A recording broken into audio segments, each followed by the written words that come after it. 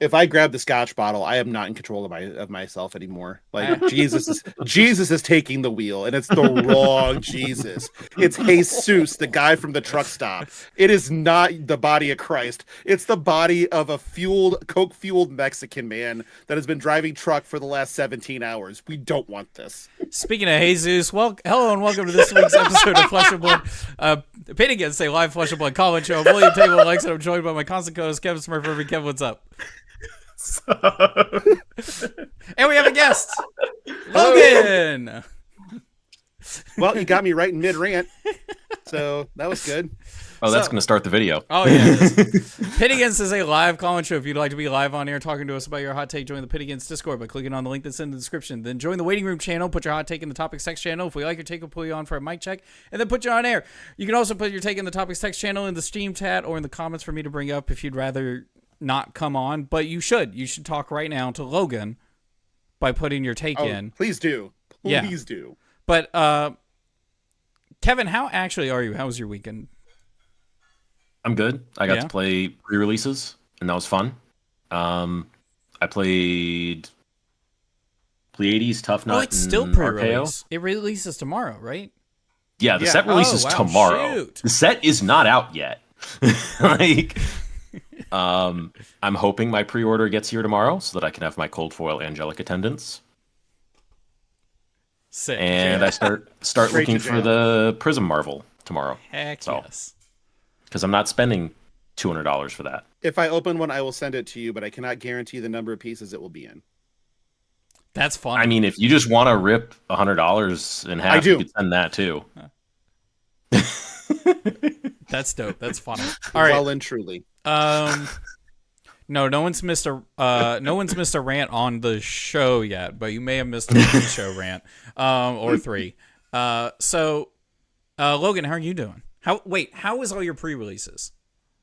All 0 were great. Awesome. I went and did this thing called touching grass. Oh.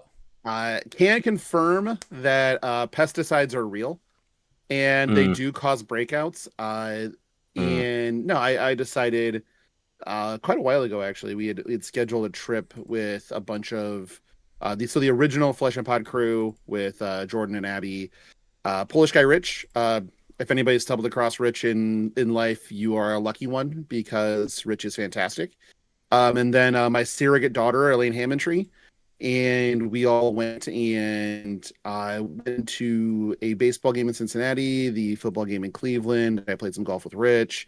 And had just a genuinely really good time. It was worth the 22 hours of driving. But ultimately it was like I would not trade that weekend to go play pre-releases. I do have that like little bit of pseudo regret, I guess is how you'd put it. I'll probably, when I walk into my LGS tomorrow to buy comics, I will probably walk out with a box of Super Slam because I'm a mark. But outside of that, like it's telling these guys the only Super Slam cards I own are the stuff that came in the content creator thank you kit. For now. And that's it. Yeah, for now. I'll own more eventually. But for now. I think I do know what touching grass is because Liv TCG, Liv T and TCG, did a video teaching everybody how to touch grass. How to touch grass? Yeah. By the way, Rounds Violence, best start in the game right now. I am a notorious grass toucher, though.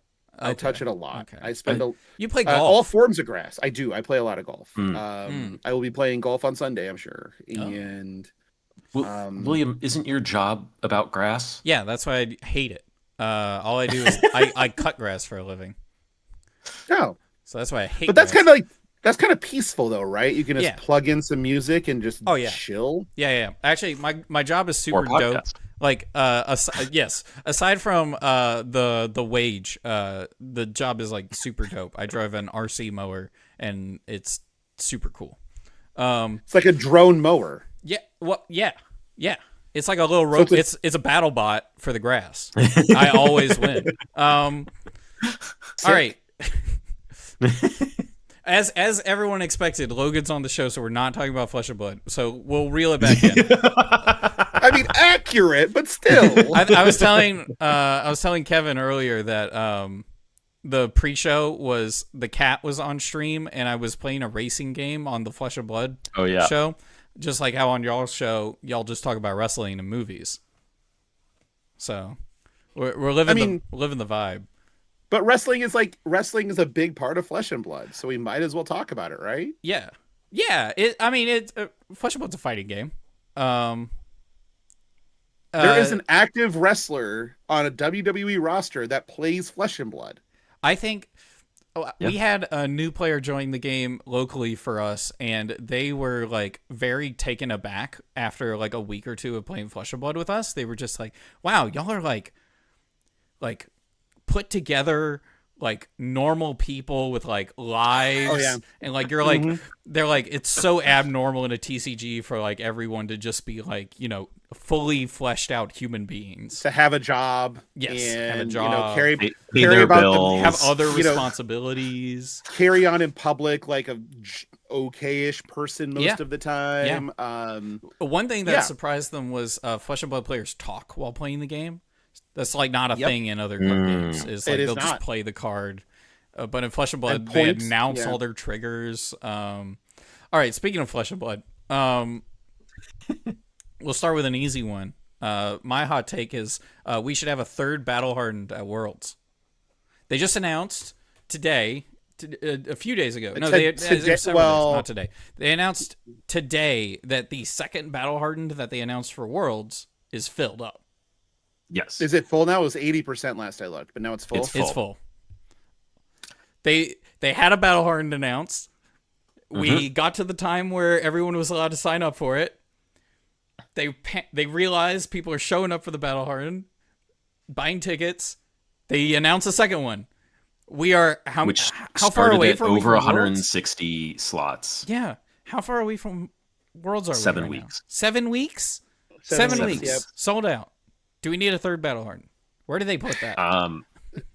I think they're already at 2 Battle Hardens that are capped at 8 rounds, I would guess, because I'm assuming some of those spots are also reserved for people who are in the calling or in Worlds. So they're going to have like some slots where that day you can sign up, I assume.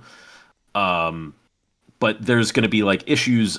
There are going to start being questions of if they want to add a third, do they have the judge staff to do it? Do they have whatever else in place to do that? Is SCG going to do that? We talked about this on our show where we were very upfront about how they need to add another Battle Hardened to these events because they're filling before anybody has a chance to get into them. And people are going, I'll just play the Battle Hardened. I scrubbed out of the calling. I'll just go play the Battle Hardened, and I can't because it's full. The third, in my mind, yes, you add a third Battle Hardened, but you also make it Silver Age. You don't make it CC. You make it something people maybe are less likely to play, but still interested in.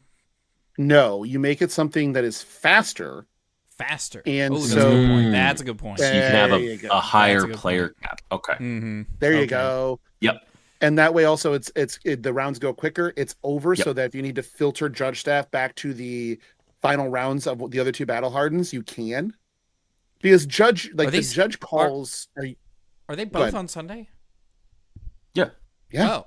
Yeah, they're going at the same time. Oh my god. Yeah, they are running parallel. They're concurrent. Holy frick. So if you do another one and you're going to run it concurrent, you either run it concurrent and start at the same time so that you have the Silver Age staff be able to hop over into the other 2 Battle Hardens at the end of theirs, or you, depending on which procedure is harder, you start it later so that, as people have dropped out of the Battle Hardens and they've gotten smaller, some of that judge staff can come over to the Silver Age one and they still end up at the same time.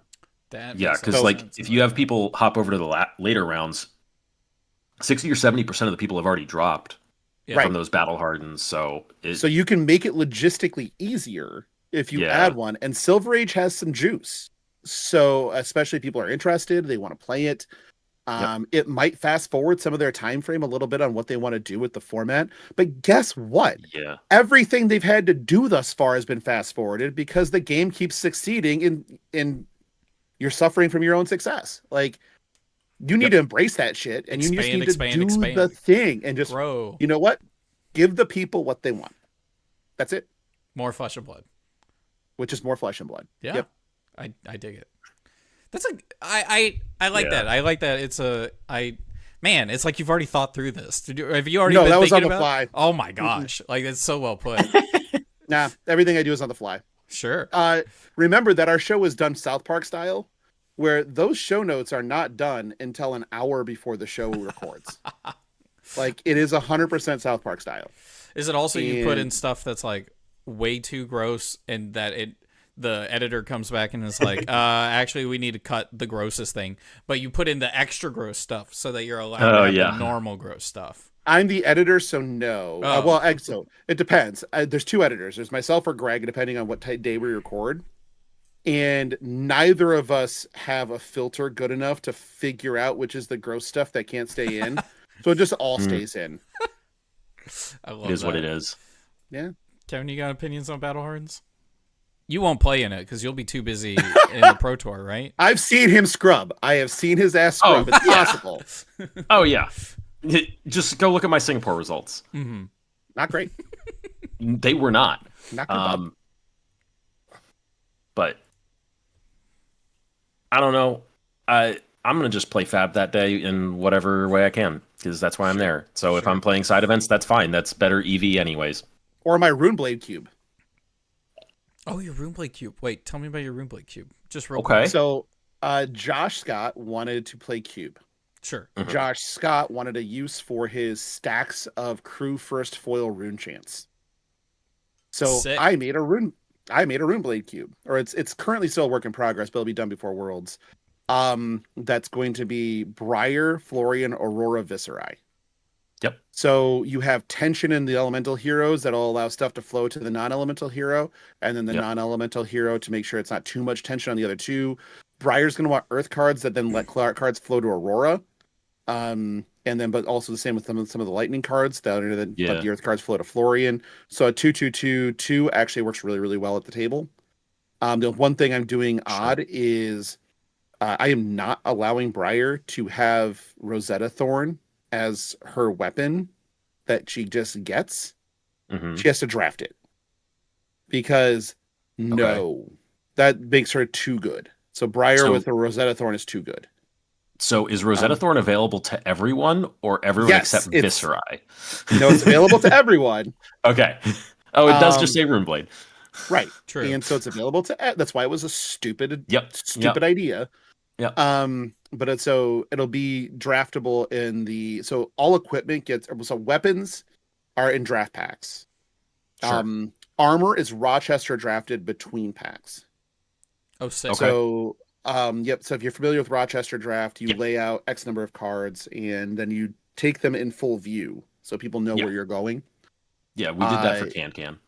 Yeah, we decided on that approach when Jordan Kennedy had his cube. We were trying to figure out how to make the equipment actually work better. And it's like, why don't we just Rochester it? And the first time we did it, like, oh, this is way smoother. So I'll never do anything different. But yeah, so Runeblade cube will be there ready to go. It'll be wild as well as the gang. I don't know if you guys have played that yet. I've heard of it. You mentioned it on it's cooperative Texas Hold'em. Yeah. Yep. Game is great. It's quick, it's fast, it's awesome. Yep. So yeah, Loose Leaf Tea cube. Yes, he saw me make a cube account on his website. He's like, hold up. Heck yeah. Speaking of cube, I'm probably also bringing a cube. I'm working on a shapeshifter cube. So Shiana cube. No, everyone cube. But shapeshifter. Sure. Everyone. But Shiana is everyone. I guess so. Mm-hmm. Mm-hmm. Except I guess you can also just play as Shiana if you wanted to. So you draft and then you play whoever you want to as your hero? It's going to be like fully powered cube. Just gross, fully powered. Like Art of War. Yeah. Like Drone of Brutality Rainbow. Then current running name is just being called Tome Shapeshifter Cube, where Tome is denoting the power of the cube. And the idea is you just do the draft, and then at the end of the draft, you just choose your own hero, any young hero, and your own weapon, any weapon, which is going to be How many sick. tomes are there? There's 1, like 2, 3, 4, 5, 6, 7, 8, 9, 10. Kadachi There are Dory? 11. Sledge There are Dory. that Sledge Dory. It's Sledge Dory. Sledge is not once per turn. Sledge is No, not it once is per turn. not. Sledge. Well, I guess you don't need it to be Dory then, do you? But Dory takes the best advantage of attacking twice. I guess Nat doesn't really do it because Dawnblade. It's not a Dawnblade, so And this is what's It's interesting. already not once per turn. Someone was telling me about how Luminaris is like a really interesting weapon. no, they're wrong. Now, how can we get? What's our best methods to get multiple Sledge Swings? Oh, Lexi. That's pretty good. Sledge Lexi. Flip a lightning there we card. go. Or Sledge Aurora. Sledge Aurora would also be very Flip good. a lightning card. The lightning It card doesn't is like curve as well. the but lightning- Sledge if the Sledge lightning Briar card would is be good, Blink. but Rosetta Thorn's already better. So Rosetta Thorn's there, but also wait, Embodiment of Lightning doesn't work on weapons, right? no, Quicken tokens do. Not Quickens do. embodiments. But Lexi ability would work, so Aurora ability would not. We're still working on the cube. I think it's actually close to like 70% done. Hammering out the rules has been the hardest part. Yeah. And I wanted it to be like fairly clean and like not a lot of rules, but there's becoming just it needed all these rules. One of them is that Red Spine Manta will be one-handed. You crazy. Rampart So- Red Spine? Let's go. That's Zephyr that's Needle? fully Red Spine? Yes. Yeah, that's a thing. The main thing is just like the problem initially with it was like Mechanologist and Ranger were like classes that completely didn't work, so we had to change a lot of rules for them. But all right, we are wildly off topic, and everyone else needs to call in with their hot topics. So the next thing that I thought we could talk about is something Kevin wanted to talk about. Kevin's hot take. Oh. Or do you want me to say it? It's William's hot take. I said this. No, This it's was me. mine. I did. I'll stand by it and I'll defend it. Okay, okay. Stand on business. Let's go. Yep. for it. I think guides that are put out at the very least, most of the guides that I've seen that have come out for Super Slam Heroes before release are either poorly advertised or you shouldn't be putting a guide out before the set is released. Okay, now I need you to say it the way that you wanted to say it in the first place and not worry about stepping on toes. Okay. Guides before set release are a scam. Thank you. If you're gonna be hot, be hot. Don't turn the stove down to simmer. You turn that stove up. Wait, clarifying statement, define guide. Like how vague or how... If somebody has to pay for it, is that really You should what not we're be going charging with? money for a guide Okay. before Okay. the set has Okay. released. All right. You have not had the time to, one, learn the hero or play the hero enough, two, play the hero into what the rest of the meta looks like. Oh, yeah. You don't know Who what the you're frick actually knows what the playing meta it is? against. Yeah. So, like, how do you my know wife what just you... sent me a message that said that simmer is a low boil because she heard me yelling about simmer, which she ruined a pan because she thought that once. Now she's laughing about it. That's my life. I'm laughing about Yeah. it. Well, you should. No, it's just like we're not there. Or you have not had the time to actually get to the point where I would ever give money for a guide if the set is not out yet. You have not had the time. You've not played enough games. You have not built enough versions of this hero. Like, So what if it's There's no- guide plus revisions? if it's something that's like literally here's the starting point, you're not charging money for it. Well, let's say you charge money, but you're promising X number of revisions as a living guide, and they have access to the entire living guide. Are we mostly talking about like paid guides? Yes, we're 100% talking Like- about only like paid not- guides. not- So Like deck text that came out. I'm gonna- Metafy or whatever guides. Okay. right? Metafy / Yeah. Patreon, that stuff. Sure. I don't love that Yuto put out his Pleiades one and called it a masterclass already. Like, Mm, come on. yeah. But at the same time, like, if you're not charging money for it, whatever. But Yeah. like, Sensationalized on YouTube. I fully believe in it. sure, clickbait, go for it. But like, world in a nutshell, really, right? Mm-hmm. I still feel weird. Like, I understand, like, if there's like a guide and you're going to update it and stuff like that, like, I'm still putting together updates for the Prism guide that I have, and everything that I have is also on YouTube. So like, it takes me forever. But like, it's taking me forever for something that's been out for a year and a half in its current iteration, basically. Like, it's not there yet. Anything that you've had time to put out in a week and a half since we got all the cards, I'm not paying money for that yet. Let me know when there's actually like the full thing up. Like, I have a hard time disagreeing with that take, mainly because if you think through it with, any sort of logic and reasoning, you're right. However, if you think about it with your brain at all, right. But the thing that I think people the thing that people are paying for is to have a head start. They're not paying because they don't want to do, like, honestly, and you've built any number of Prism decks at this point in time because you're a savage and probably belong in a jail in Russia somewhere. But if you think about it, the hardest is the starting point, right? You're getting to any base that exists that makes sense is the hard part. And so people are paying to have that base. Now, I think that you're right in using the verbiage of masterclass. Hard no. There's no such thing as a masterclass yet. That's like saying, I can give you a masterclass on this thing that was passed by Congress 45 seconds ago. No, you can't. No.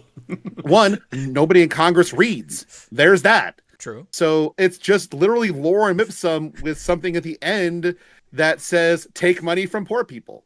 And that's everything that Congress passes. But sorry, I didn't mean to get political. No, go ahead. America. Well, maybe not go ahead on political, but go ahead with your explanation. So I feel like if there's like an upfront nature to it and people understand what they're getting, sure, just be honest about it.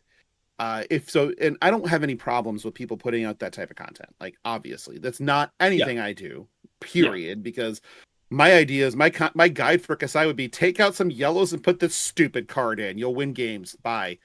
And it boggles my mind that people, because like, yes, everybody's in a race, right? It's a 24-hour news cycle and everybody's trying to get on top of the first thing so that they have the first clicks and the first, on airs. And then people would say, hey, I played this on Talishar 400 times. It works because I won 290 games, which means nothing. God, those are the lowest quality games possible. It's just... Yeah, because like 94 of those were against a Tough Nut deck that was just all blues and rock. It's just lighting time on fire. 290 out of 40 is actually maybe a little bit lower percentage value I'd want on Talishard as well. Like, I'd want a higher win rate almost. Almost 75%. But almost. Like, I I wonder if you two use Talishar the same way I do, which is I go in there with a deck and I make purposeful mistakes in play to see what the worst case scenarios are if something suboptimal happens and how the best way to dig out of a suboptimal spot are. Like, that's how I play Talishar. I put myself in holes on purpose. Yeah, I don't know if I put myself in holes on purpose, but I will take a line where I'm like, I know this is the greedy line. And I don't know if it's just like a bad line or if it's actually the correct line, but I'm finding out if it's just a bad line or the correct line. Limit testing. Yes. Yeah. It is. It is limit testing, and I'm trying to learn more about my deck, and that is mostly independent of what my opponent does, assuming I know what is going on with my deck. The only other thing I'm looking for in Talishar is like how clunky my deck is, which is not something that my opponent inflicts on me normally. It's like, well, I drew this hand up. This hand doesn't work. It's goldfishing, but I'm online playing a game, and that's... They give you at least something to interact with that isn't hammer or clamp reason. press for 4. Yeah. But, like, if you have 400 games on a deck already, I don't think those were good quality games. I think you just spammed the crap out of it, and, like, just... It's great if those are your first 400 games, like ever, in Flesh and Blood. Because you should knock out a bunch of games real quickly just to get the feel for the game. If you're just trying to learn how to handle the cards and draw 4, sure. Yeah. But that's not what we're talking about. No. It's not there yet. Nobody's testing is also looking at all the tier lists. Nobody agrees where anything is. No, they sure don't. Nope. So nobody actually understands what's going on better than anyone else. Everybody seems to think that KO Armed and Dangerous is going to LL during ProQuest season. And that he's 1 out of 5 stars difficulty. Okay, one of these two things is probably correct. Yeah. But me Blood Rush. Yeah, okay, got it. Understand. I think also as a part of this conversation is I don't think any of the 3 of us are the target audience for that stuff. We're not. That much is true. Most likely not. I think for different reasons though too, right? I'm poor. Sure.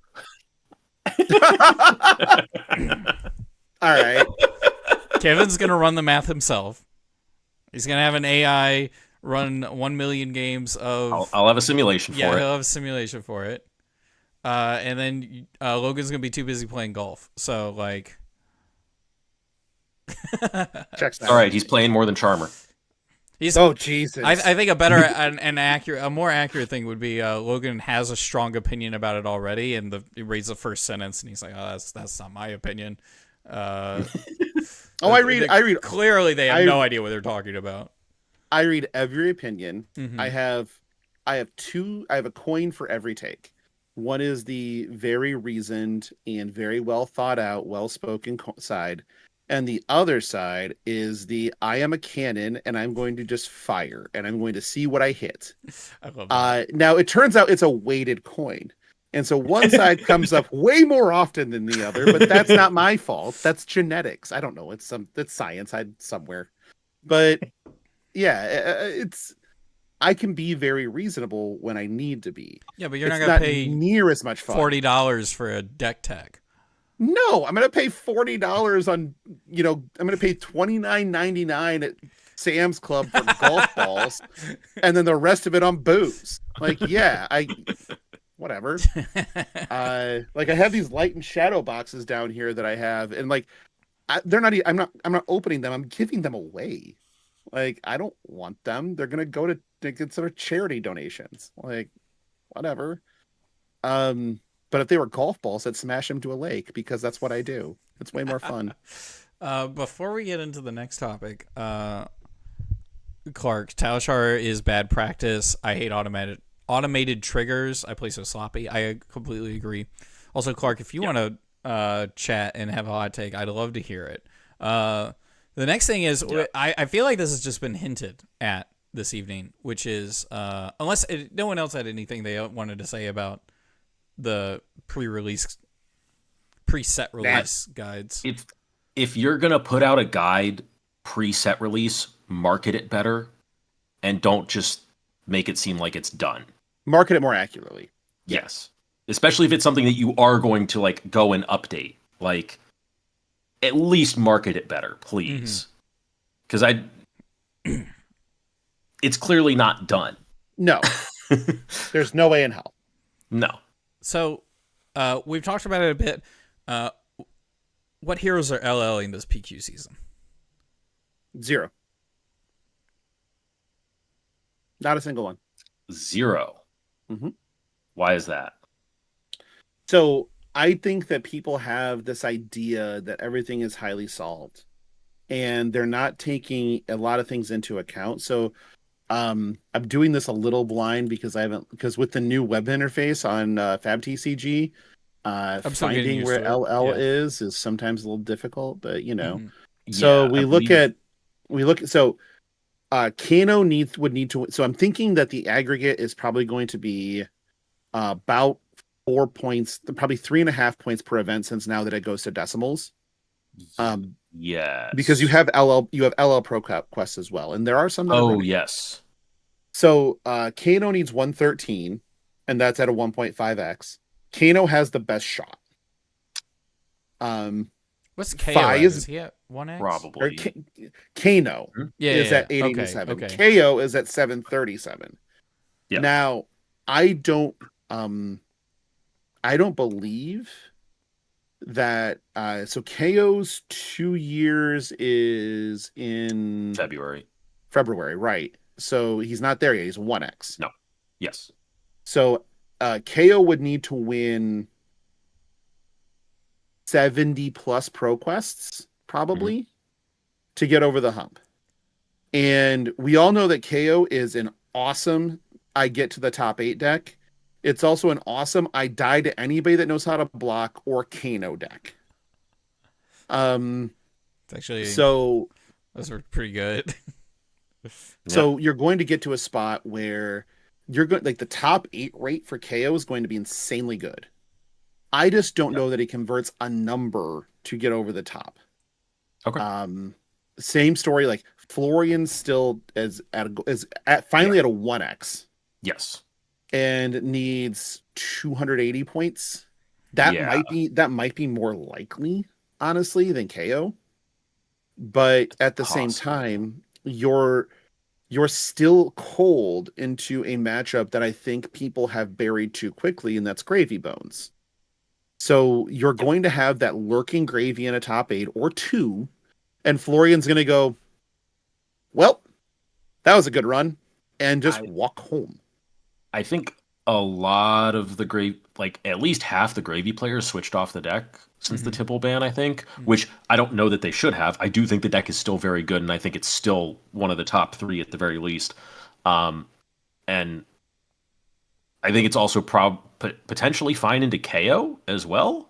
It is. So, like, Gravy should be the one running this meta, it feels like. But I think at a local level, at a PQ level, I think KO and Florian are still going to do fine. But the numbers start getting a little tight towards the end of the season, where, like, they might both be 950 plus, or they could both be at 1,000. Right. And I feel like with KO and probably Kano, we're going to be in Briar situations where we're going to be in the 980s. It really depends on how many people decide to just pick up Kasai. I'm a homer. I get it. But Kasai with KO is playing with your food. Yeah. Because you have armor that gives you free value every turn. You just don't care. And now you just make allies for free. So just 6 value allies, because it's always going to eat a claw at least. It's always going to eat a claw. And leaving them on the board is not a good idea. You don't want to turn Kasai into Syndra where it's just, I don't block anymore.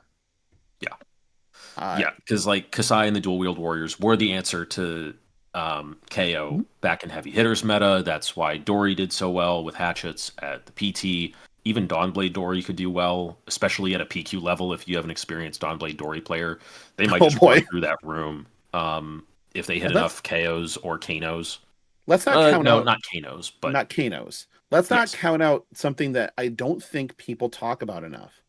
And that is that there is a window in there where a Bolton player sneaks in and they can cause havoc depending on the build. Yeah, with sabers.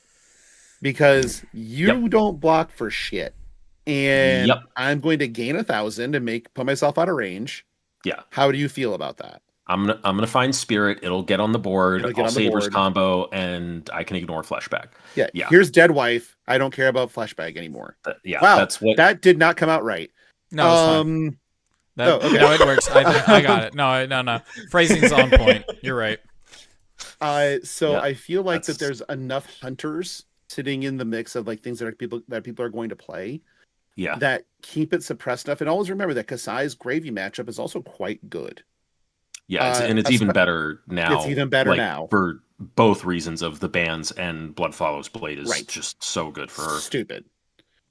But so when Brian promised me in Prague that there was something coming that would make me happy, I now know what he was talking about. Oh, yeah. But so I honestly think that you don't have any. And I think that we're sitting at a spot We've got like 4 heroes on the doorstep.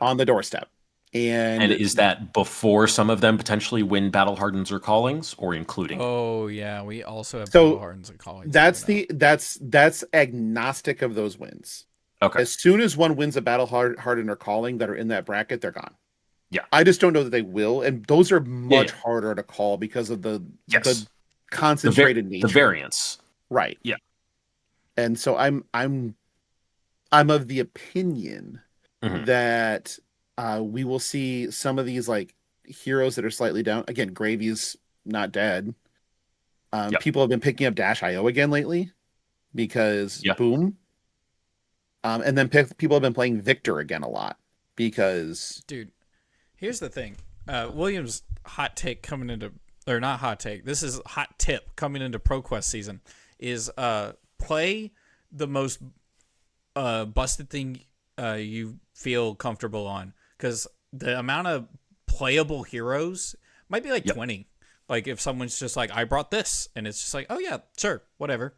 You know, William's hot take: play card games. Yeah, play card games. Like, but I mean, like you could expect to see.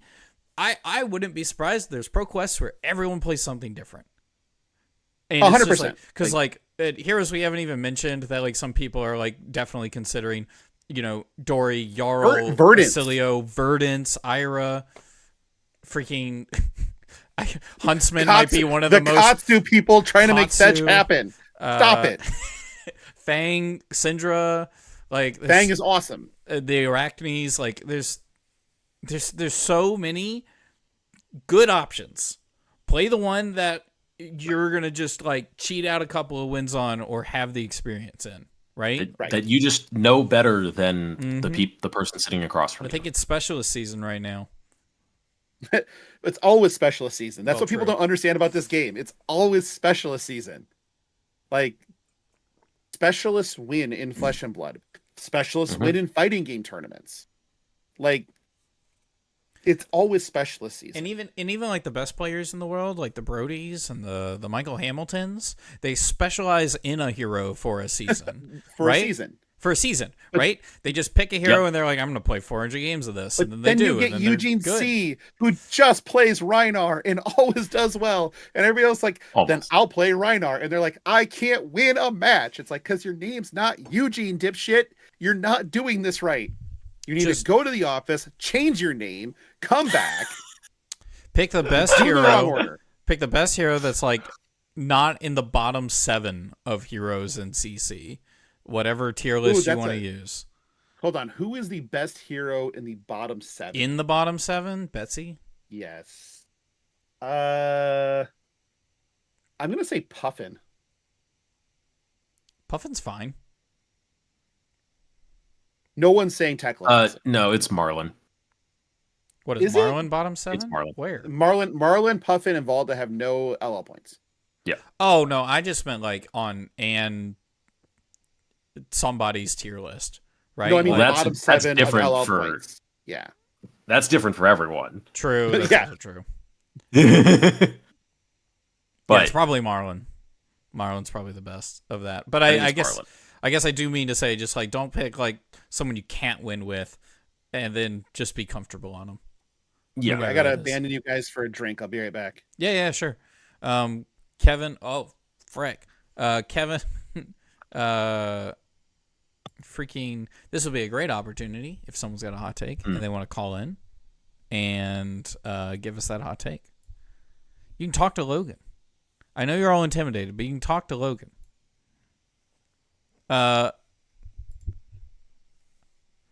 Kevin, just a quick aside while he's gone. What Arachne should I play going into ProQuest season? I've had a lot of people telling me Marionette, and I probably just need to get good is the answer. Because I keep finding that it's clunky. It's fair. I think it's like you need to be like 50% better at Slippy than you are Marionette to play Slippy, I think. Let's call it 25%. If you're 25% better with Slippy than you would be with Marionette, play Slippy. I need to just play Marionette more, is what I'm getting out of this. That's where I would be. That sounds right. And you're playing Prism. Yeah. Yeah. Wait. What? Yeah. Wait. Yeah. Yeah. Wait. Yeah. Wait. Yeah. Wait. Yeah. Wait. I didn't know this. I was making a joke. It's too late. I think my It's too odds late. of my odds of top 8ing KO's 1 star. are not as good. I will not play KO. I will not enjoy myself Okay. if I do that. Sure. My odds of top 8ing are lower, but if I make top 8, my odds of winning are higher. I think. It's interesting because I liked the take that Logan had, which was like KOs are gonna make top 8, but then not convert. Mm-hmm. So there's going to be people playing KO, yes. but you are going to see less. I'm of them less likely to see them the higher up just because because of the way top 8 works. I'm just less likely to see them. Say one of your weak sauce hot takes, Clark, and we can make it spicy. Go ahead. You were saying on the way to top 8, I'm much more likely to see a KO and get an auto loss than I am to play 3 of the other 7 and find a KO. If you might just do. Actually, I like the odds of you get 1 auto loss and then you still top 8 and then you win out from there. I could. Yeah, that's not bad. That could also happen. It's so funny how we word things like this in a world where people are like, man, if I could just top 8 a PQ, that would be sick, right? Like it feels like a position of privilege to say that, but I mean, I went into my first. Who has privilege? Prison. All of us. I mean, yes. Why gotta be like that? Wait, have you seen the shirt? Yes. Which one? Oh, I threw off all of your things on YouTube. You did. I would just let it go. Just let it ride, baby. That's fantastic. You're laughing about something, though. That's fantastic. That's great. But so, prison privilege. Who's like this? Oh wait.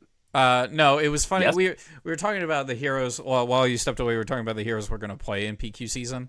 And then we started talking about Kevin just decided he's going to play Prism into KO anyways. And then it was funny because we were discussing, if Kevin got 1 auto loss in his Swiss at a PQ, he could still easily make top 8 and then win out.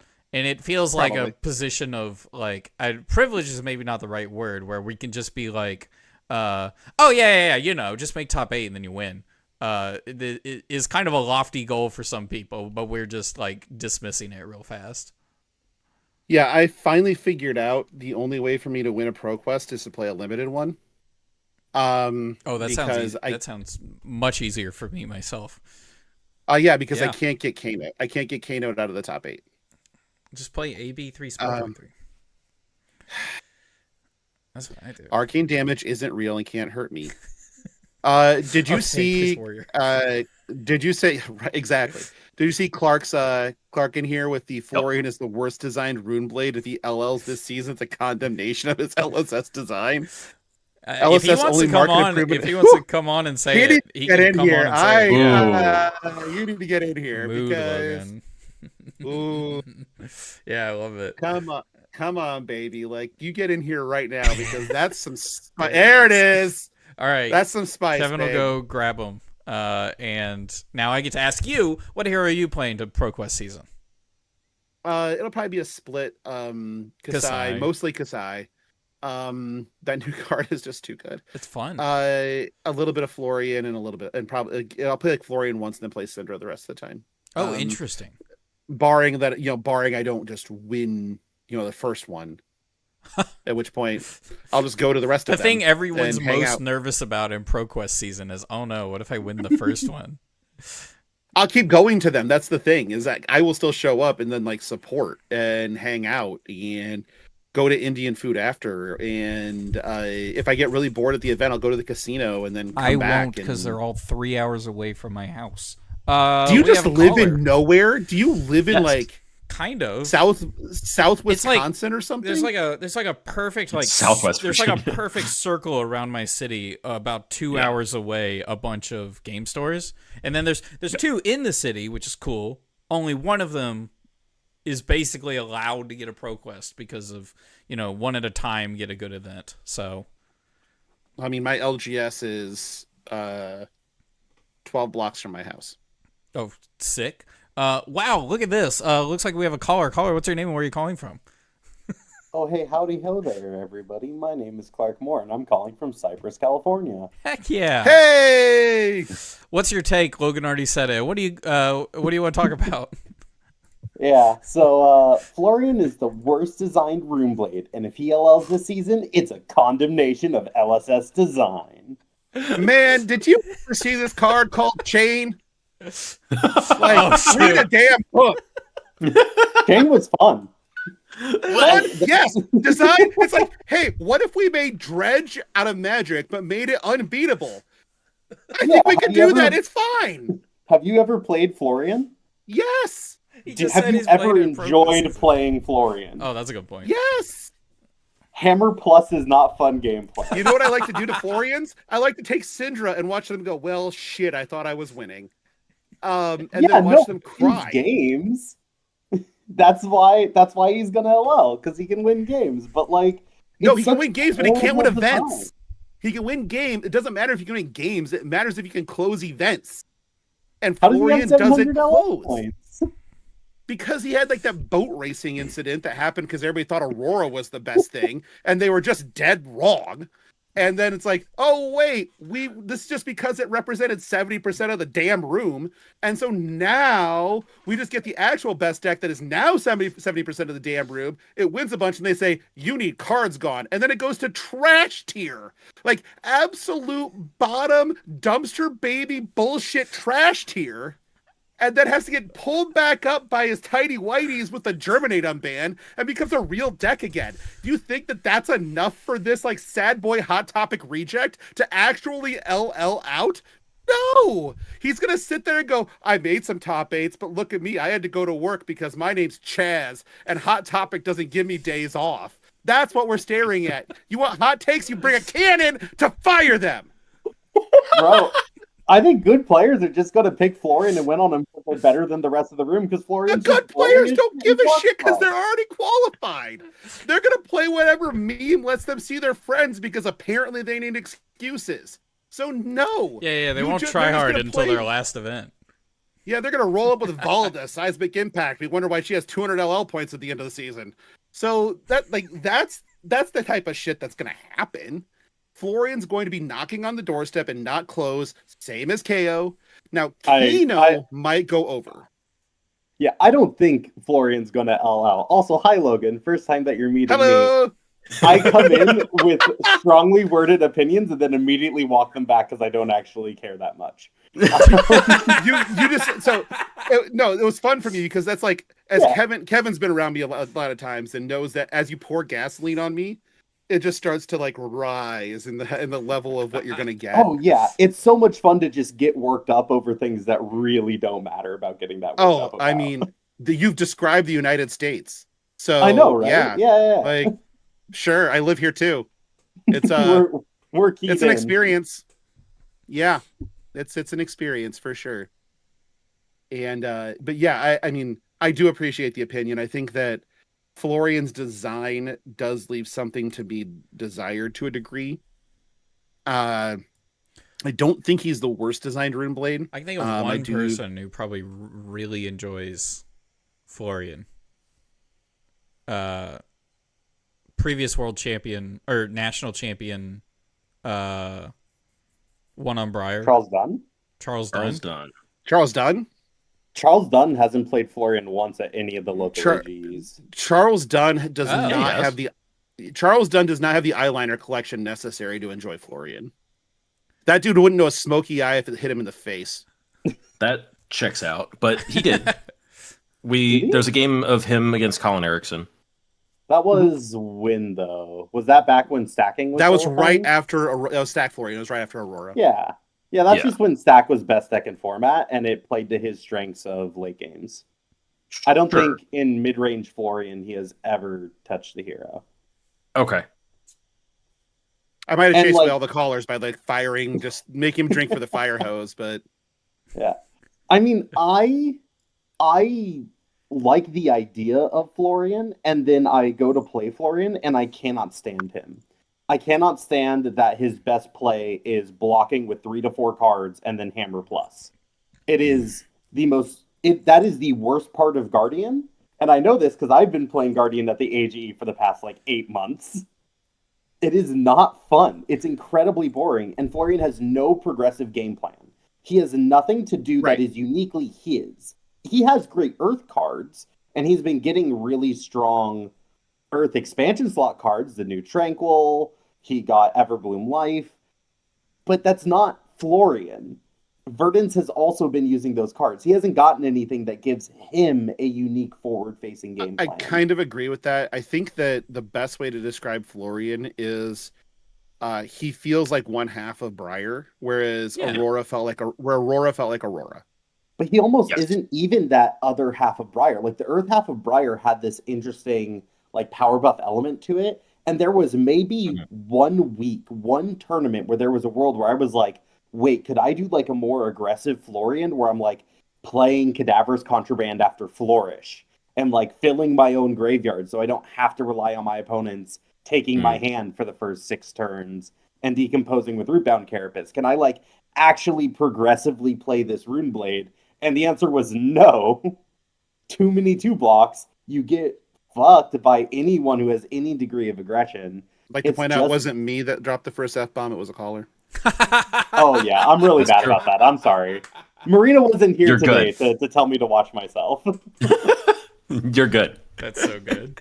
Oh, was Marina the babysitter over that one? Okay. Well, she did a really great job last call-in of being remember, Clark, no cursing. And I'm like, that was funny.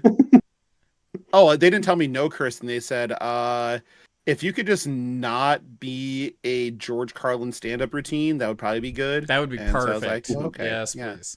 I can do the entire routine if you want me to, though. I don't know. I spent hard turn in conversation. I spent the last 2 years of Flesh and Blood before I swapped classes, playing Block 9 Swing Hammer. Mm-hmm. Sometimes Block 12 Swing Hammer. Those are the best. Did you like it? Sink Below, Fate Foreseen. I did it for 2 years because of how much I enjoyed it. And the reason I swapped classes was because I was seeing the direction that Victor was going and the way that Guardian cards were being printed. And I was like, I think I'm swinging Hammer a lot less. So, and weapons in general in Flesh and Blood went down in value. I think that's true. There's some heroes where it's if on this turn cycle you have to use the safety valve of your weapon, it's probably a bad turn cycle. Yes. And so in that sense, I was like, the coolest part about Guardian, you've completely devalued. I'm reevaluating what class I want to play. All I wanted to do was swing Hammer for 4. And I think that makes sense. I also am of the opinion that if you, so I have this at times with Kasai because there are a lot of times where I'm playing a Kasai match and I'm bored senseless because I know the thing I'm supposed to do is just swing thing, see what they do. Did they overblock? Great. Let's arsenal this and just pass. I really don't care. Or it's I really need my boots this time, so I'm going to give it go again and do it again. Did I leak any damage? No, but I got my boots. Great. Arsenal a card and pass. And that type of game plan and that type of gameplay when you're in those kind of rote matchups, these are mostly Guardian matchups. Yeah. You almost just Guardians bore yourself to death. Yeah. Florian's actually easier, but you just bore yourself because he doesn't have a weapon that's worth a shit. So you just bore yourself to death. And then you start making mistakes because your brain just shuts off. And one little mistake can actually just be a game. Yeah. And so the Guardian gameplay is a lot similar to that. Now, the nice thing about Kasai is that she pivots away from it. And she pivots into some much more interesting gameplay. And so it's when I played original Kasai and Blitz, my favorite thing to do was to fatigue Oldims. Because they would get stupid. And you would just be like, hey, swing a saber. Block 9. Dope. Bye. Yep. Keep going, buddy. We take Next. those. Right. It's okay, swing my hammer. Yeah, I'll block it. Swing a saber. Block 9. We're back at it. And eventually they'd figure out when I just like go cards in deck 12, you 27. Have you figured it out yet? Blood. And then they start like taking it. damage, and then you get to shunt them. That's great. Mhm. It's cool when that's an alternate game plan, which I think was always sort of the idea behind Florian. The pivot that game that plan could- was 100%. Yeah, and then it just became the default way of playing the hero. Because And the text on the card. Yep. yeah, and I think it's just the dullest. I mean, I have a personal issue with it going back to like attritional fatigue. This idea of like my whole game plan is to never actually play a card. I think that is one of the most frustrating things in the world and one of the great inherent flaws to Flesh and Blood. I think Block 9 Throw Hammer should be an option. Sure. But when it is the primary game plan, that is a failure of design. And so I see Florian right now as having no real identity as an Earth Runeblade outside of Grasp Reaping. It's just Hammer Plus. Would an alternate success, like example of them succeeding at that design, be Coronet Peak and Icelander? Oh, interesting. Because that was never your primary game plan to Coronet Peak your opponent every turn. But all of your blues having the fallback mode of activate Coronet Peak, trade card for card, even though it's a crappy 2-block, you were very happy to do that, as well as it like fit into other stuff. But so like, if you had something for that, is what you're saying? Like yes. If there was some game plan that built around that. It also fit with what you're doing because it kept your Channel Lake Frigid out. It let you set up more disruptive turns when you arsenaled something, or if you needed to block something, you could. Right. You could. Rather than sending your Aether Ice Vein or your Wounded Bull. Yeah. I think that's a very, very fair comparison. That it's something you can fall back on. The fallback for Florian is supposed to be stacking. That's what, if you look at what his Earth Runeblade cards are, it is Germinate and Thistlebloom Life. Yep. But Thistlebloom Life can't exist with Reaping Blade because it is literally anti-synergy unless you are below in life total, but you are blocking hyper aggressively.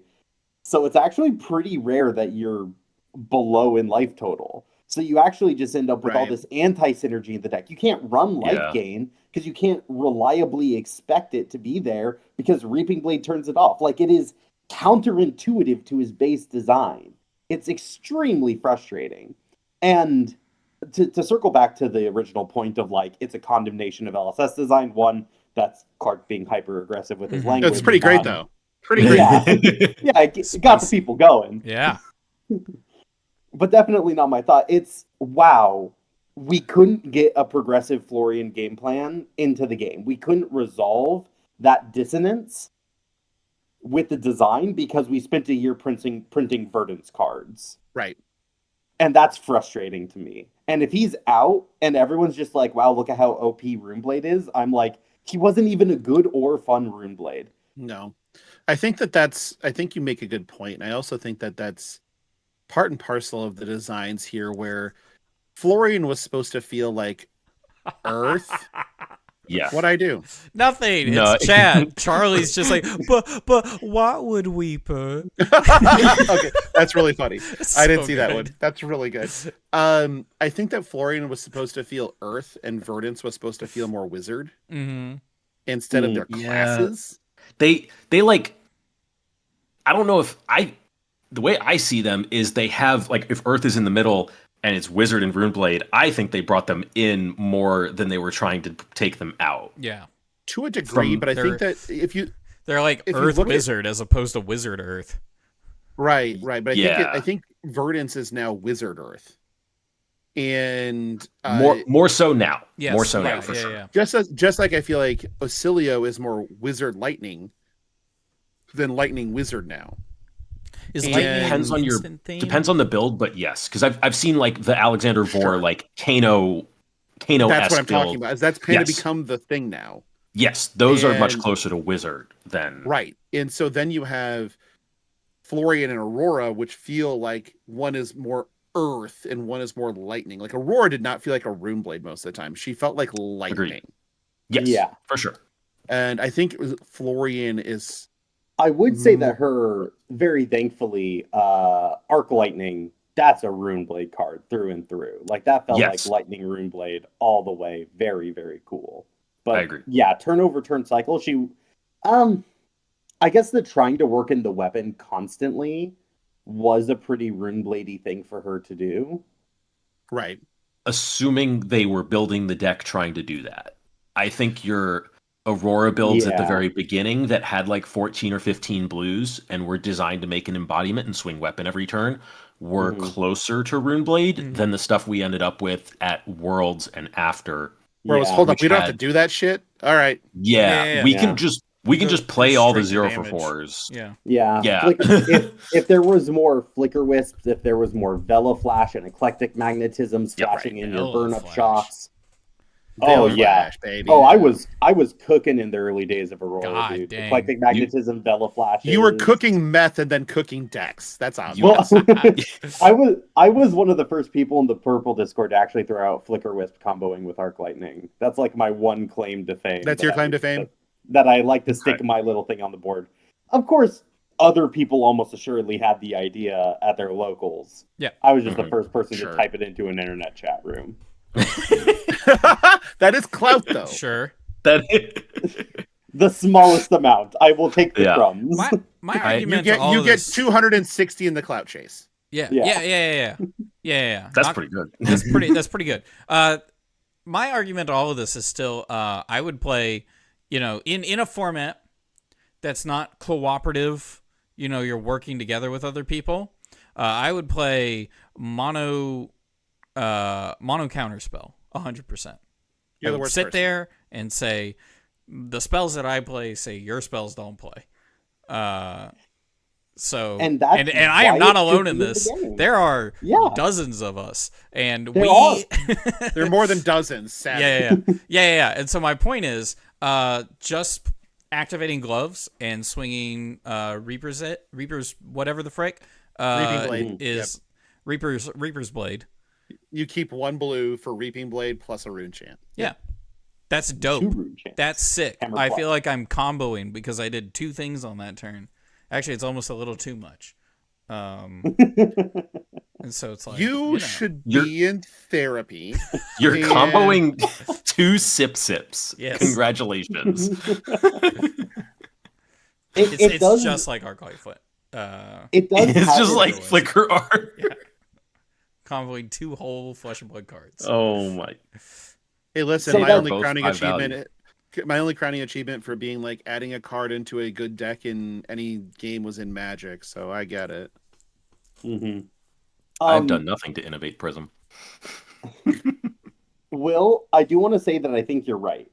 People should not feel bad for liking slow, control-y fatigue. No one should feel bad. No, they should just go get therapy. Very close friends who do it at our locals. One of which is moving away. Love him, but he has talked a lot about how Riptide needs to fatigue people, and the answer is you have to throw attacks. You have to do other things. You don't have a goddamn weapon. One is because he doesn't have a weapon. And that's always been a healthier place for the fatigue to exist. His weapon's his hero ability. Just resolve 40 traps. He's tried. And every single time he asks for a new trap, I say no. You don't even need... Listen, you know why it's perfect? It's also like a Cheerios build, because you don't even need resource cards. Yeah. Like, I sat down across from a Riptide with Syndra in the Chicago Battle Hardened in the team event. And he looked at his teammates and went, "Well, we got one over here, boys. So you guys need to win one more." And I'm like, So I dealt 29 damage with Flick Knives, boarded in extra cards, and watched them go. Wait, am I losing this game? I'm like, yes, yeah. There's a way to win this again where fatigue is healthiest when mid-range and aggro decks can adjust their plan, right? Forcing those fatigue decks to have to progress the game plan in other meaningful ways. But when the most optimal way to play the game is to only pay attention to the number in the bottom right, that is not good Flesh and Blood. It's not good Flesh and Blood, no. If the rest of the card does not matter, it's not good Flesh and Blood. I will also say that I'm the type of guy, if that dude across me would have said nothing, I would have lost that matchup because I wouldn't have cared enough to just like develop a game plan and beat them. Like, just don't poke the bear. Oh yeah. Is Fiddler's Green good flesh and blood? Yes. Yes, it is. That's because the number in the bottom right isn't the only thing that matters on That's what I'm talking about. It's only one. All right. But you gain life when you attack with it. Attack. Block? Attack with it. Block with it. No, and you gain life because then they decide to block it. And then that's less cards for them. It has an attack value. Not Fiddler's Green. What's the Fiddler's other one? Green. Sirens? Sirens. That's the one. Yes. Oh, Yeah, Sirens. Yes, the other one. Love Yeah, Sirens. and then that's like the Sirens Green. Ira build. Yeah. Sirens Green, yes. Sirens Fiddler. Yes. Fiddlers of the Sirens Green. Fiddler's Green is good flesh and blood. I firmly believe that Fiddler's Green is good flesh and blood. When I saw somebody activate Gravy to discard it, I was like, this is good flesh and blood. Like I was. You like, spent a gold to gain 3 health. Yes. Yeah. It's pretty good. Dope. That's fine. As a person that enjoys both gold. Wait, I don't enjoy life. Never mind. Mm-mm. No. Nope. Gravy's dead. That's fair. I guess I can't dispute that. Gravy's dead until he's not dead. One person's going to win, and then all the players are going to come out. I meant flavor-wise, he's a skeleton. It's true. Sure. It's great. LSS has failed their number one goal for Flesh and Blood in 2025 by printing Intimidate and Lyeth. Well, you're still on the clock, I guess, there, Clark. Well, it is like it's 9 for Will and Smurf, so I know they picked me off Show ends around around 9, before. but we can keep Yeah, talking. we're flexible on that. Yeah, we're flexible on that. Okay. I can keep these two going until like 11 p.m. So they definitely don't want to just like put money in this coin machine. It's not a good idea. So this is the hot take I've actually been sitting on for a while. It just took me a while to, I guess, bring it up. So back when they banned all the books, the great book burning of 2024. Happened in Florida like it should. They posted a really nice article on what their stated design goals were for 2025. Correct, and they fucked up almost all of them.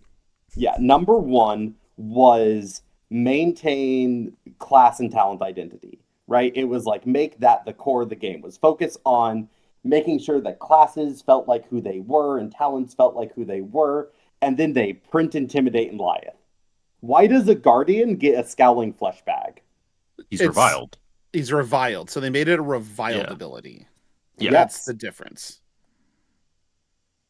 But it is interesting a brute play in a Guardian card. I'll admit, because when I first saw Bully Tactics, I didn't feel this way. Because Bully Tactics felt different, and it could be played in a brute. It almost had this connective tissue to the brute class. Sure, it was the bridge. It was a bridge, and it felt between them. It felt like a completely different play pattern. It was a small attack. Yes. You had a variable pay into it to get a multiple Intimidate effect. It was not like Intimidate as we had ever seen before in the Brute class. Leave Them Hanging is a defensive Intimidate play to stop them from attacking you. It is Scowling Fleshbag. That has been a uniquely Brute play pattern, and it is only accessible in a Guardian hero. So I feel like they're going to revamp the Brute identity. They're going to make a Savage Land set that's going to revamp the Brute identity. The original Brute identity was Intimidate. That's Rhinar, right? Mm-hmm. Your second Brute identity was the drummer from Def Leppard makes might tokens. Sixes matter. Sure. Yeah. Sure. But that's part of Intimidate. It wasn't part of gambling. Like there's a couple the draw of things, discards. but like, well, it was like discard sixes is right. the actual theme that is run under Brutes.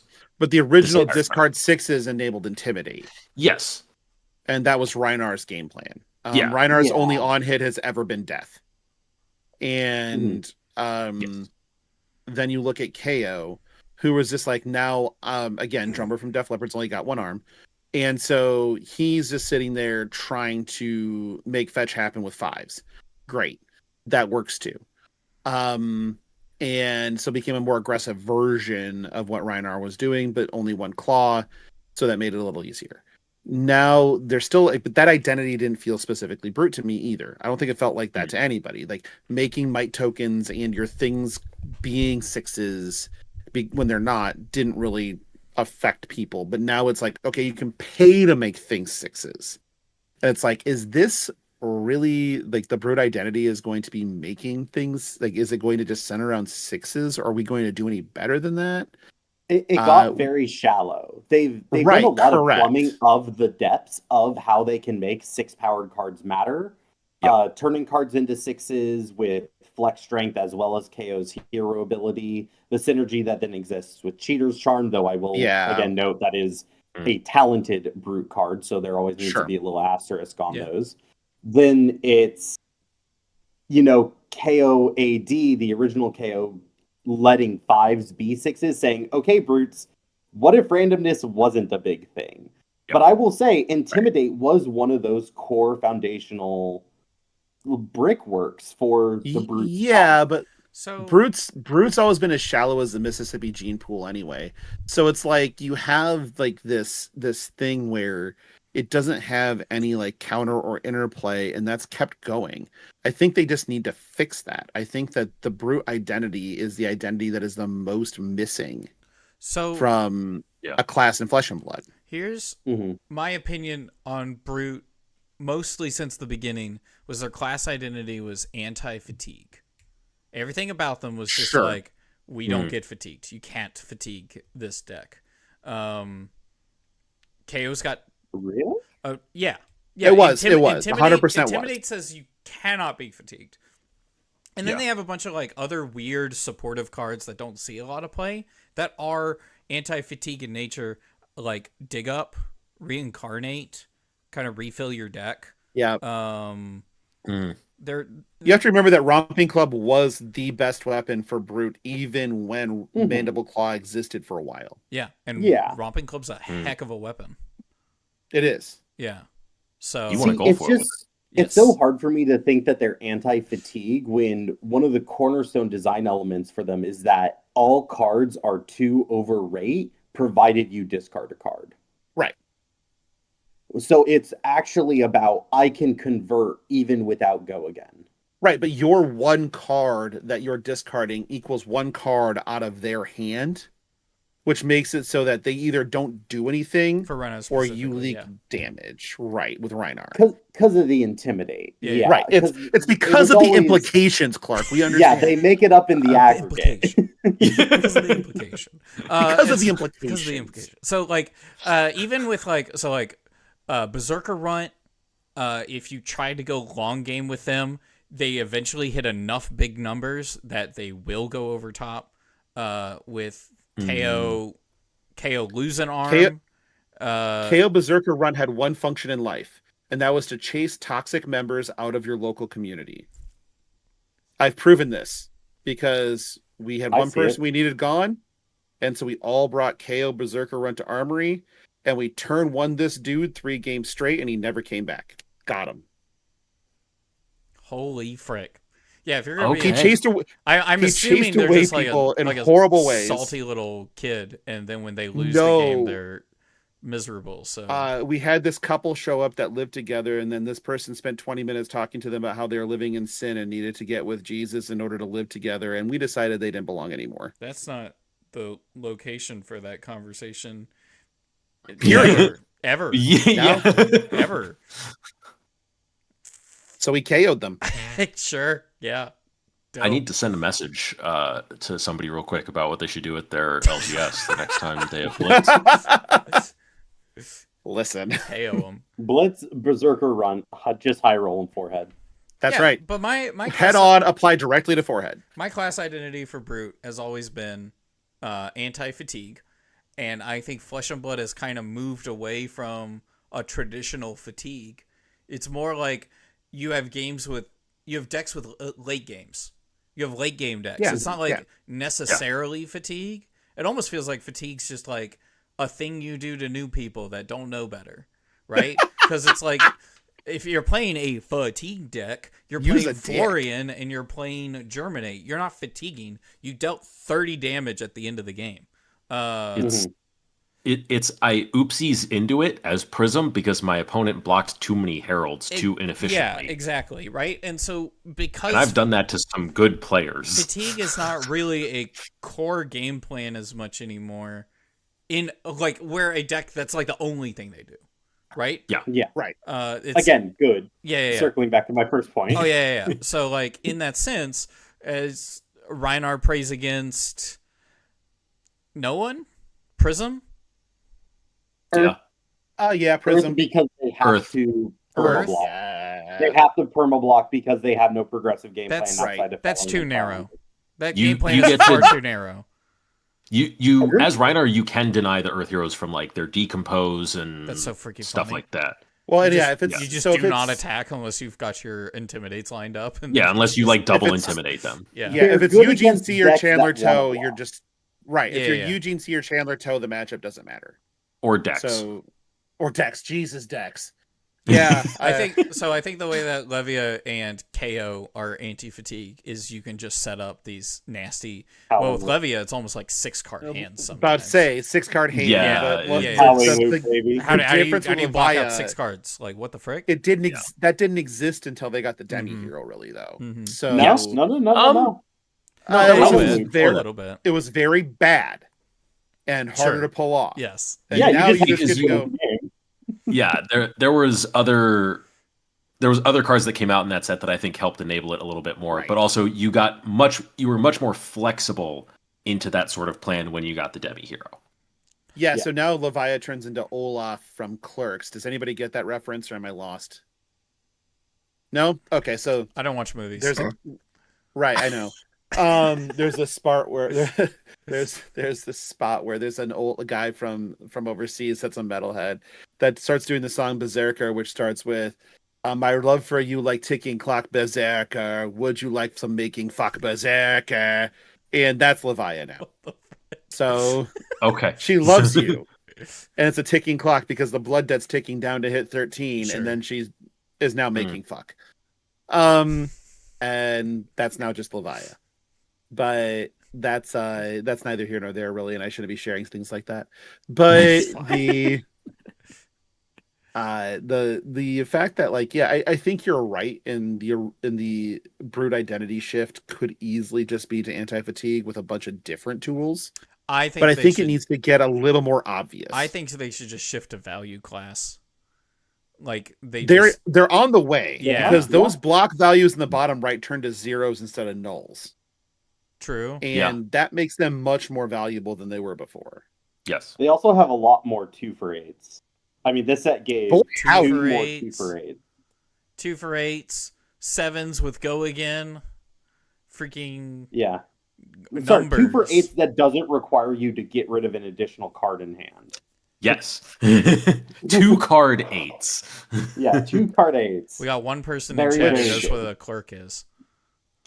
Yeah, Armpit knows what Clerks is. So I get one redemption here already. But that's I Yeah, mean, I make Brood- some pretty niche references. Brood's a very mid-range class, but the loss of Intimidate, which was an initial foundational element, contradicts their 2025 stated goal. And if they were going to redesign Brute, why did they not put that in this set? It's because it didn't work in this set, and I understand that. Right. But now we're left in a limbo where it's like, of all the classes that have ever existed in Flesh and Blood that have lost the core identity piece, this is the one. I guess you could argue Illusionist and Allies going to Necromancer, but I'll leave that to maybe Kevin to say, as the resident Illusionist forgiver. Apologist. Illusionist apologist Kevin Murphy. I don't think he chiming in. apologizes for them. I think he forgives them. Yeah. Ugh. He I knows don't know what if allies. he's doing, but Yes. Yeah, I think Warrior is also another good shout with Assassin becoming the way it is. yeah, as the reaction class. punching Yeah. blocks. Yep. I don't know if Illusionist necessarily lost it because they then immediately went a different direction with Enigma. Yeah, Enigma sort of preset something before Necromancers came out. Yeah. Yeah. So it wasn't like it didn't feel like it lost the identity necessarily, as well as like the allies for Prism feel very different from the allies for Dromai. And even the allies for Dromai all had Phantasm, so they're still supposed to be that kind of illusionist. Mm-hmm. Like that's Right. that's the big difference between the Necromancer allies and the illusionist allies is like there is some element of illusion still to those allies of either Phantasm or Ward. Mhm. Right. And They you have go alternate away- ways. Yes. Right. There's alternate ways to interact with them. I think another part of this is like we have so many now like dual class cards. It is very a part of the game that classes are sharing like a small part of themselves amongst each other. Yes. There's a level of homogenization. Yeah. Yes. And I think that we're at a healthy enough level right now, but we're on thin ice because you push it too far where all assassins and all warriors feel the same, or all assassins, all ninjas, all warriors feel the same. It's like kind of takes it away. Yeah, I don't know if I would call it homogenization, but it is definitely we have bridges between classes where there were none before. Which bridges are fine. Yes. Yeah. That's fine. Where it's like because like between like the new Arachnes and Syndra, you have the Flick Knives commonality. Right. Between Syndra and Phi, you have Draconic Ninja commonality, and then like between Phi and Dromai, you had like Redline Aggro, like a like Draconic Redline Aggro there that didn't involve like the Flick Knife stuff or stuff like that. But then it's like Illusionist gets weird even within itself, and then the Wizards are all weird even within themselves. Well, the Wizards is like every single one is wildly different. Yeah, right. Wizard's take is different in general. Yes, I think. It feels like stuff is like getting slightly more connected, but I think they're doing all right for the moment. Where Assassin does feel like Assassin, especially when it's picking cards out of your hand. That's never been a Warrior thing. No, even if reactions is a thing now, because it's like Warrior. They're trying. I don't know what Bolton is doing, but like Warrior is about the weapons. He's trying to police the mall. Well, Paul Blart Mall Cop is trying to police the mall. Punishing blocks is just like a warrior identity. Punishing blocks, but around weapons and not attack action. Yeah. The daggers are like ancillary to Assassin at the moment. Yeah. Well, to Slippy, I think a lot to Slippy, their I think ancillary Marionette is. I think important. A lot of these class identities are actually more summed up in like concepts as opposed to like. I was going to say they're more hero identities, but they're hero identities. Oh, that's also. Yeah. I just mean to say like, you know, if you say Brute is anti-fatigue, that has nothing to do with any keywords. That has nothing to do with like. Not really. Yeah. And so like you can be pretty open-ended with it. This conversation also kind of feels like it would be really funny to juxtapose against people talking about Magic the Gathering when they printed their first like multicolored cards. Or like Ravnica came out and they like all the colors. I can do this forever. I can do that one forever. Yeah. Right? And so like I feel like this is a really interesting and funny conversation right now. That might be even more interesting and funny in 5 years when we've know, when Flesh and Blood is like settled into a spot. Are there tri-class cards like Hearthstone had the 3 different like cabals? No. So absolutely not. Yeah. So they're called generics, Kevin. Yes.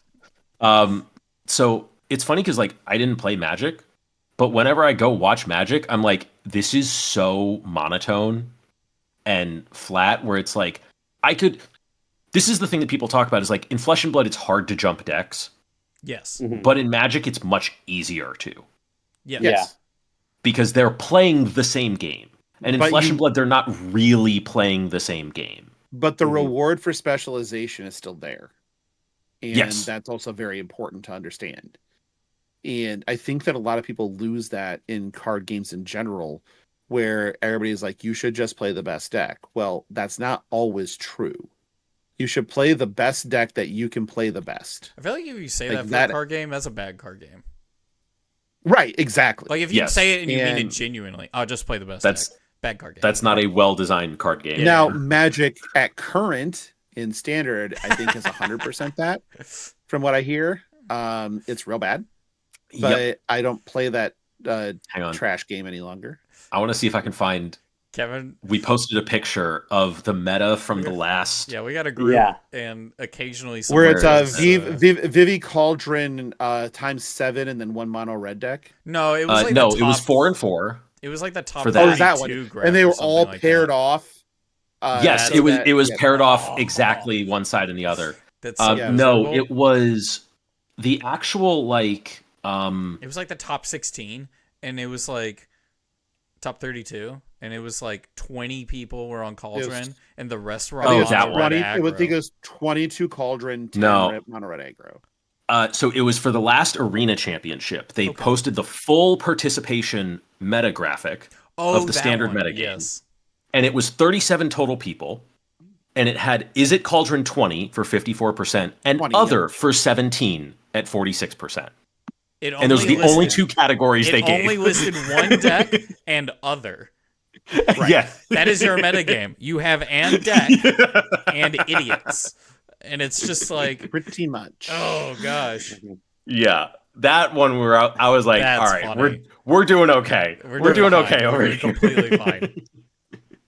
And then like when it came down to it, people were like, hey, can we make a change so standard's playable? No, we're gonna wait until our normal banning window. Yeah. Love that. Yeah, I do want to note that Magic, because I've been wanting to respond to sort of what Kevin brought up there, which is like Magic does feel extremely samey. Even when you go to like Commander, where it's like everything's different. No, it's not. Everyone is drawing cards, ramping, and destroying things. Magic That has is always what- been some level of jerking off.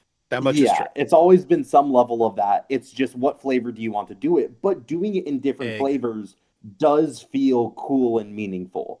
Again, I didn't have this opinion when I first saw Bully Tactics or even Sadistic Scowl. Though Sadistic Scowl started to set off the warning bells. It was the moment that it was the Lyeth card. Right. That was really where it happened, where I felt like I have seen this play before, and it's what I do on Brew. Why is a Guardian doing that? And that makes sense. feels weird. It's like giving impulse draw to White. That's not what White does. But it does Red now. impulse draws, right? You can gets loot in every impulse color, draw. babe.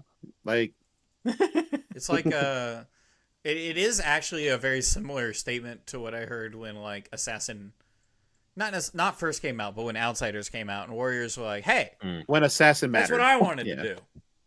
I also want to point out Spike that I the think Blood Rod, all that's my card. Warriors have just. Do you remember one of my first hot takes here, which is that like Warrior Dude, I don't players don't know how to remember play their own deck? Kevin knows that I don't remember the last 5 minutes. I don't know Wa- who's Warriors I don't know who's in the completely- guest slot right now because it doesn't have their name right there.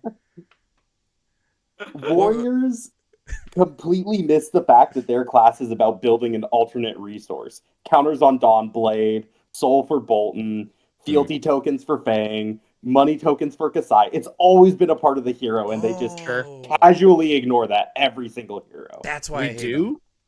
A lot of them do. Not Okay, necessarily let's say you, No? but a lot of them do. That's we why I know hate which them. we know which side our we know which side our bread is buttered on. Like, Good. I yeah. do not like secondary resources. They make me angry. I do love that I like to get to make my opponents guess what matters more, the copper or the gold, and make them Yeah. It's got to be gold, like, right? have If they to- know the have matchup, they should know. Well, you can. So I tend to make changes depending on what I think my opponent thinks I think, and so there have been times where I just play 4D pulled. chess. I pulled all copies of Blood in Her Hands, but one out of the deck, and then hoped I could pitch the one early, and make them block out the spoils turns, but let me have golds, and then punish the shit out of them with raises late. It's That's- fun. That's funny. That's peak. Yeah. That's the strength of Kasai. Kasai is really, Right. really cool like that, where you can flip Yeah. between the two. Now you don't have to care. You can just do blood on the blade or whatever the fuck that thing is called, and just be like, "Hey, free I donkey!" get both. Ha ha. Well, Harold. because it used to be because the way that the reactions worked. The way that the reactions worked was, The back end reaction was always the one you wanted to block the second attack because it was more like it was coming in for 5+. And so you'd let the 2 through and be like, I'm worried about the other one. And now it's just be like, can I let the 2 through? No, Probably don't block not. Anymore. Yeah, or just don't block. You know what? I'm in. Don't block. How's that shirt read, Kevin? No blocks is mathematically correct. I love Math is for blockers. All right. And no blocks. And I'm not a blocker. Correct. And I'm not a blocker. Is there anything else on this topic we want to go in on? No, I'm good. I'm good. Clark, thank you so much for calling. Is there anything you want to shout out? I want to shout out you guys for always putting on this show every single week, because it's always a lot of fun to call in and great to hear other people's opinions. Almost every single week. Of the Flesh and Blood shows, we might be one of the least consistent. Coming from one of the most consistent, I appreciate you. Yeah. Like, I don't know if we're the least consistent, but we're not the most consistent. we might be the least consistent for like shows still running, right? Like there's definitely shows that are like they started and then they just were like they stopped for several months and then they start back up. No, ours started in November of 2001. We're not talking about yours. You week, do every single week. Rain, snow, Charmer dead, doesn't matter. Put him on screen. Charmer was born dead. I just drag his corpse to the goddamn camera anyway. That checks out. Charmer on camera, like accurate. Just real Weekend at Bernie's. He's all Weekend at Bernie's all the time. Weekend at Charmer's. And then I'd also like to shout out our executive producer, Talon Stradley, who is moving to the I'll put it this way. He's moving away. He's been my friend since freshman year of high school. I love him very dearly. He helped make the podcast that I host, Pitch to Me Podcast, a reality. He's a very near and dear friend. And our final episode with him, at least locally, being like in the same room as us, is coming out next Tuesday. Ooh. So tune in for that. We talk about why talent shouldn't exist in Flesh and Blood. Oh my gosh. All right. Oh yeah. In terms of like crazy episode topics, that one's pretty up there. My hot take is talents or classes. Yeah, right. Sea Pirate. It's a category of separation, right? Yeah. It is. No, Which is why we shouldn't have classes. Mono-generic Flesh and Blood. All right, I think that they that means there's Earth Brute Tuesday, and Earth Brute is wrong. Nah, Tune in Tuesday. Tune in Tuesday. Well, thank you so much for coming on. We really appreciate it. Catch you next week. Thank you for having me. Yeah, catch you next week. Heck yeah. All right, ciao. Bye. Ciao. So I think that mostly wraps it up. Logan, you have anything you want to shout out? If you don't know, this is a hat, and on this hat is my podcast, Flesh and Pod. We are actually going to be recording episode 200 on Sunday/Monday, depending on how that works out. We'll have Joshua Scott, who is committed to attempt to break the record for longest episode ever. Let's go. I'll submit a question to help. That is currently, I believe, 3 hours and 15 minutes. So we need to get over 3:15. I'm gunning for 4 hours of Josh Scott. I'm down. My Tuesday will need it. Most people are just like, yeah, put it in my veins. He's a wonderful human. He's one of my favorite people. Fantastic. And Kevin's on the chocolate list, so he gets it. But yeah, so and also we'll be coming up in about 2 months on our 4th birthday. We've never missed a show, turns out, in now 200 weeks. Operating on the South Park model, we don't can any shows. Everything's done on the fly. And like some of those nights, it's record until midnight 30 in Iowa. Stay up, edit the show, and then post it that same night, and then get up at 5 a.m. to go to work. Those get rough. He's calling me out. He's calling me out for being bad. For not. That's not true. You shouldn't do what I do. Nobody should try to do the shit that I do. I stopped doing what you do. And I'm 45 and still doing it. But and for episode I 208, lasted 3 months. You lasted 3 months. For our fourth birthday, we're going to be doing a 24-hour live stream with a bunch of raffles and giveaways, and all of it is going to be going to 4 separate charities. I'm still identifying exactly which ones, but that's a big deal to us, which is make sure that we're giving back. Anytime that we've received anything from LSS, we put it right back into the community one way or the other. Neither Charmer I come from. Derek Oswald Charmer is my co-host. I probably should let people know that he's a person. And allegedly, he's like Beetlejuice. If you say his name 3 times, he shows up. Except for on, except for on Fresh and Buds. Tommy's tried. Tommy's continually tried. And but the point of it being that neither of us come from advantaged backgrounds. So when it comes to wanting to give back and make sure that people are taken care of, we do our best, Yeah. And that's all we ask of anybody else, or all that we ask of ourselves, is just to do our best and be the best people we can be. So that would be the weekend after Worlds. As a matter of fact, we'll be running 24 hours of just utter nonsense. Our good co-hosts here will be involved at some point, so whether they know it or not. And so we'll be having a grand old time there, and all to support some good causes. So please join in and hang out, and you'll win something. I'm giving away a ton of stuff, so heck yeah, there's that too. I'm also excited for next year's 5-year anniversary when you fly everybody out and you take us to go check out goats and hang gliding and we're whatever the frick LSS decided to do. We're gonna be in Waikiki. Yo, we're all gonna be playing like a game of chicken at the lip of a volcano. That sounds like fun. Heck yeah! And we're gonna play Set Constructed. I'm in. Block Constructed. Let's go, please. Oh, yeah, that sounds great. I'm super excited for both episode 200 because I love listening to Josh Scott talk amongst y'all. It's great. Talk around you two. Talk around us too, yeah. And then also, like, the live stream is going to be super awesome. I'm very excited for that. And then so I guess, we're wrapping up the show. Remember to go check out our merch at the tablepit-shop.fourthwall.com, where you can get shirts that say things like, I don't know, we've mentioned a couple of them so far. And if you want to help us, get you on a good merch site? When are we going to do it? Let's get you on the right we have a merch site. We have a great merch site. Spectre will continue until morale improves. That one's really good.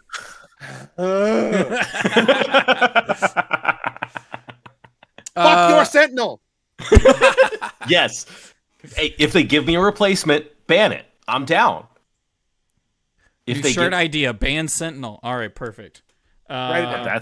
That's easy. That's too easy. Come on. Too easy. All right. Well, we'll workshop it. And if you want to help make this stream look nicer and help us get supplies for our project videos, you can support us over at patreon.com/thetablepit. The project I'm working on right now is the Shapeshifter Cube, which we mentioned previously. I'm doing a whole video for it, and I'm getting a lot of I've been doing a lot of reaching out to get people to do lines for different things in the we're reaching out to get people to do lines. Okay. Yeah, all kinds of lines. You need it for Shapeshifter. Yeah. You do. Yeah. So I think that's mostly it. Kevin, do you have any shout outs? I'm good for the moment. Do you have any videos you're going to make? No. They're planned and I'm slowly working on them, but they're slow. Heck yeah. I'm back to playing the game. There we go. Sure. So. Yeah. Worlds is coming up. Yes, it is. And this man's going to get top 8, right? Thank y'all so much for watching. We do this every Thursday at 8 p.m. And Eastern, and we also have a show called No Box, a chill Talishar stream where we do and sometimes don't block.